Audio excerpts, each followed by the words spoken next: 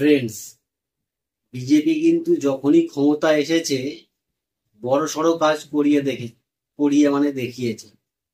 তখন বাজপেয়ী এসেছিল, পোখরানে পরমাণু বিস্ফোরণ ঘটাল, সেনার শক্তি বৃদ্ধি করল। মোদী আসার পরেও ভারত কিন্তু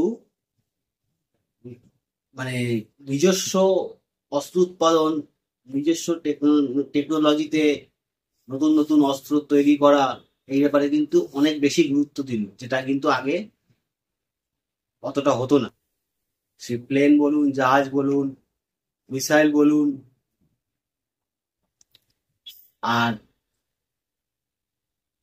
সাম্প্রতিক খবরে প্রকাশ যে এই অপারেশন সিঁদুরে পাকিস্তানের 150-র ওপর সেনা মারা গেছে। মুখের কথা নয়, ভারতবর্ষে একটা সেনারও কিছু হয়েছে বলে কোনো খবর নেই।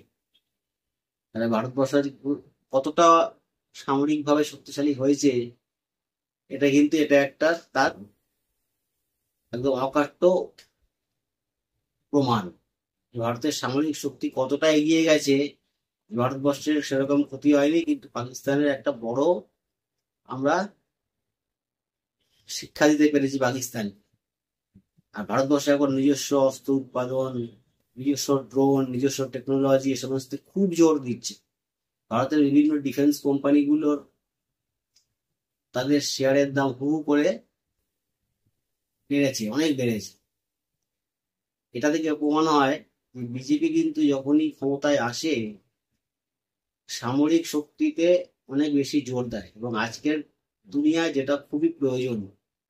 সামরিক শক্তিতে একটু এগিয়ে থাকতেই হবে আমাদের দেশকে। আপনারা কি বলেন, এটা জানাবেন।